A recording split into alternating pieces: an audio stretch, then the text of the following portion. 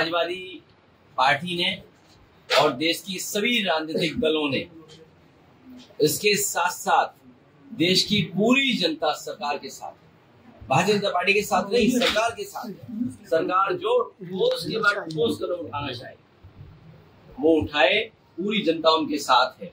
अग्निवीर व्यवस्था खत्म हो जाए, क्योंकि हमारे बागी बलिया के तमाम नौजवान, मुझे वो नौजवान याद है जब मैं मुख्यमंत्री था, पुरानी कहानी है कि मैंने अखबार में पढ़ा था, वो आप जानते होंगे, मैं कई बार गाँव मन से भी कहा मैंने देखा एक दिन कि अखबारों में न्यूज निकल रही है कि मगरमच्छ गांव के तालाब में आ गया है और फॉरेस्ट की टीम उस मगरमच्छ को नहीं पकड़ पा रही है।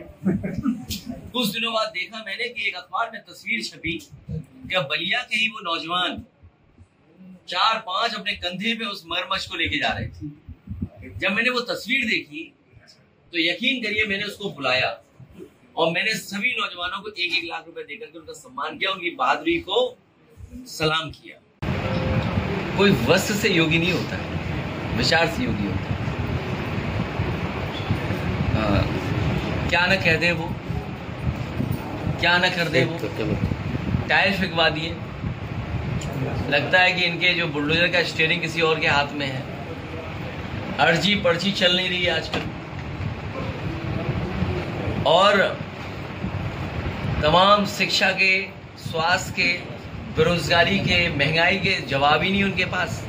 इसलिए ये सब स्टेटमेंट ध्यान भटकाने के लिए दे रहे हैं। पाबंदी अंत की ओर बढ़ती है तो भयभीत सत्ता की निशानी होती है। पाबंदी जो है सत्ता की सबसे जो भय आ गया उनके अंदर कि लोग पुलवामा के साथ साथ पहलगांव की भी चर्चा कर रहे हैं, पहलगांव के साथ साथ पुलवामा की भी चर्चा कर रहे हैं। पूरा देश, दुनिया देख रही है कि आखिरकार वो आतंकवादी हमारे घर कैसे आए, और जो हमारे टूरिस्ट शहीद हुए हैं उनके परिवार की मदद क्यों नहीं सरकार कर रही। फिर मैं दोहराता हूं बलिया से कि उनके परिवार की मदद 10 करोड़ से की जाए, सरकारी नौकरी दी जाए, शहीद का सम्मान मिले।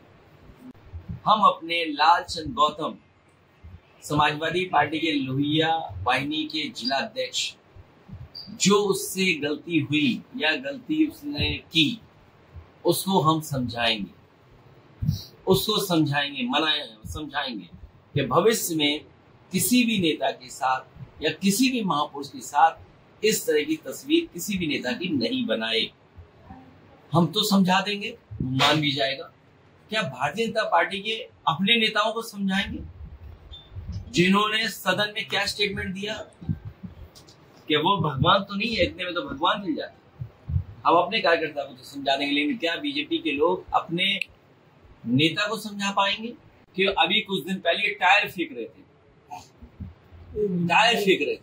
और किसकी जान लेना चाहते थे? रामजय सुमन जी की। वो नंगी तलवारें हमने, आपने सबने देखी। वो नंगी तलवारें सड़कों पे क्यों निकली थी? वो इसलिए निकली थी कि रामजय सुमन जी का वो न जाने क्या संकल्प लेकर के निकले थे। उन्हीं में से उनके लोगों ने ये कहा कि न केवल रामजय सुमन जी की हम जान ले लेंगे, बल्कि उनकी पार्टी के राष्ट्रीय अध्यक्ष, उनकी भी जान ले लेंगे।